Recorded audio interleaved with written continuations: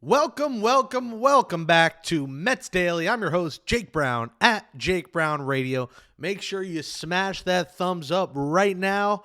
If you're watching on YouTube, hit that subscribe button, hit that share button. We're over 640 subscribers on the journey to 1,000, over 2 weeks into the program. So thank you so much for supporting Mets Daily. It is your newest home for daily Mets coverage. All the latest news, the rumors, everything going on in Mets land. So let's get right to it. It's Wednesday, January 22nd, 2025.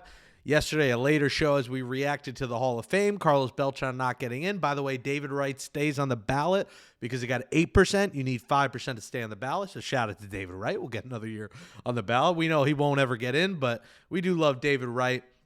And do we love the new potential jerseys? Now, it was announced on the Meet at the Apple Mets podcast that the Mets will unveil a new road jersey Saturday at Amazing Day. So if you don't know, Amazing Day, it's the first time the Mets are doing this. It's at Citi Field.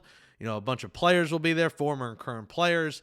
They'll have live shows. There'll be a live podcast. There'll be different panels. They're really trying to get you to get the VIP tickets, which are like $900 to like meet some players and stuff, which is kind of wild. The regular general admission tickets as of now are sold out. So I actually want to go, but I got to, pull some different strings, try to get tickets because I'm not dropping $900.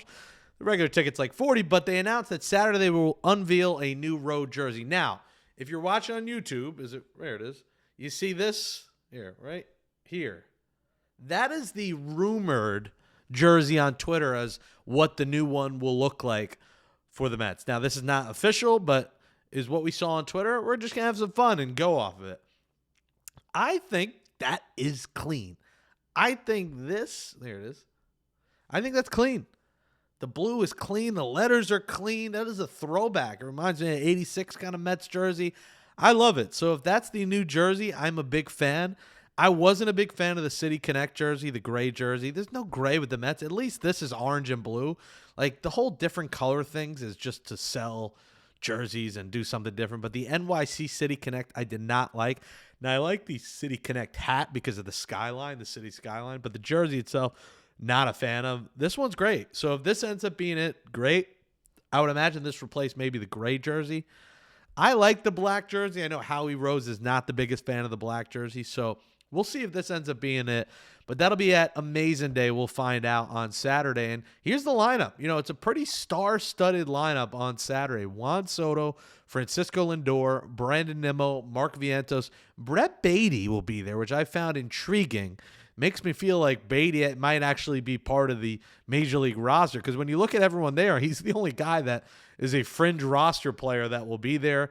David Peterson, Francisco Alvarez, Edwin Diaz, Jesse Winker, we'll talk about in a minute, Frankie Montas, Clay Holmes, Carlos Mendoza, Mike Piazza, Mookie Wilson, Bobby Valentine, and Terry Collins. So that's the list of current, former Mets. That will be there.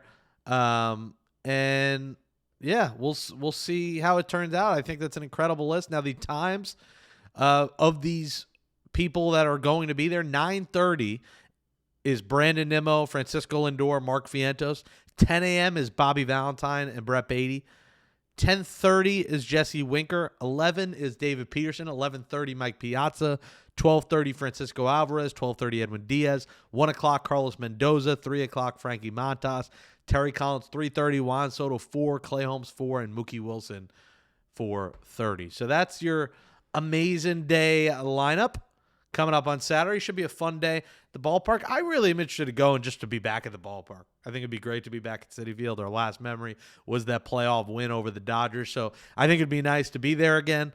By the way, how do you like my little Citi Field? I don't know if it might be a little crooked, but we're adding some artwork. We're adding some pictures behind me. I think it actually is a little crooked, so I might have to get some help moving that around. But yeah, so road jersey Saturday. We'll find out what that is at Amazing Day. Amazing Day Saturday. So that's kind of the latest in Mets land as well. One of the players that'll be there, like I mentioned, is Jesse Winker. And Jesse Winker was reintroduced in a press conference, a Zoom press conference on Wednesday afternoon. And, I loved what he said. And here's some of the notable comments that Jesse Winker said that I thought were important. He said, the overall experience was incredible. How they treated my family was amazing. Everything baseball-wise was probably the most fun I've had. And I think a lot of players have mentioned family and how important it's been to the Mets and the culture and everything going on. And obviously, Soto, the number one reason was the money, but he talked about family and how well they were going to treat his family, give the sweet. Winker, we've seen his daughter on the field with him before games. I think incorporating family and not having any instances where security said your mom can't get on the field and maybe stuff that came out there about the Yankees with Soto, I think is critical. And the Mets and Alex Cohen really has done a great job of that with Steve Cohen. And he also mentioned, I'm just excited to be here. I'm thrilled for the opportunity. I love representing this organization and this city. And he said after the season, I wanted to make it clear that I want to be back here. And this wasn't about money with Jesse Winker. This was about wanting to be a Met. You know, they gave him $7.5 million. I think that's a fair deal. He probably could have got more money elsewhere. It was about wanting to be here. He put his ego aside and everything else to the side and said, I want to be a Met. And he knows he's not Pete Alonso, the player. He's not, a star player, but he's a key guy in that locker room, a key guy in the field that plays with his heart on the line and absolutely love his style of play. And, this was interesting when he was asked about first base as we think about, is Pete going to be a Met or not? He said, I'm definitely comfortable at first. I got more comfortable 2 years ago as a position like, man, maybe I should have started playing it a long time ago. The more positions you play, the more valuable you are to an organization. And that's something none of us have really mentioned because in the majors, he's never played first, but he's worked on it, I guess, off the field in spring training.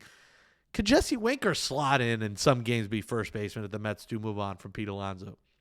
That's going to be something intriguing to watch because, I wouldn't hate it.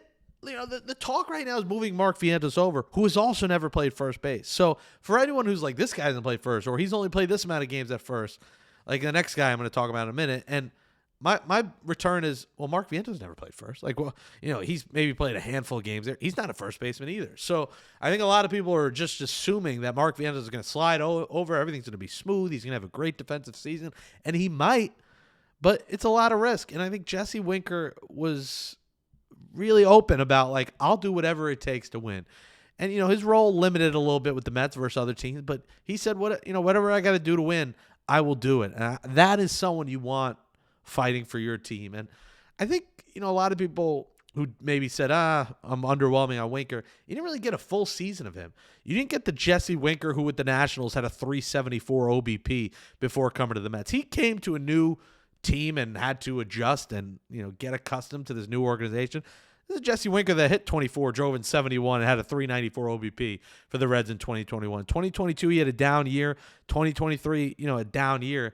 But I think he rejuvenated his career in 2024, and people forget that he was an all-star in 2021. So he's not far removed from that good player that he was, and maybe he does play some first base at some point. Is Jurickson Profar going to play first base? That's a guy that I've mentioned as a name. Now, Carlos Baerga, and you put with this what you will, the former Met, he does podcasts and is in, I guess you could say, the media now. He tweeted and he posted on Instagram, so take it with a grain of salt, but he says, my people, according to my sources, outfielder Jurickson Profar and Max Scherzer could be signing with the Toronto team. So Carlos Baerga is saying that they are getting Profar and Max Scherzer. Now, Max Scherzer, I think, is done. He's old. He's over the hill. Injuries have gotten the best of him. His career is cooked. But Jurickson Profar, a guy that I thought the Mets should maybe pivot from, Alonso to go to Profar. The Blue Jays have been interested in him. So this would not be shocking if Carlos Baerga is right on this. But what does that mean now for Pete Alonso? If this were to be true, again, we're just take it with a grain of salt. It's not been reported by Passan, but we're just going with Carlos Baerga, former Met, and what he said. And, it was rumored that it could happen anyway. So let's just say it does. That means they're probably out on Pete Alonso.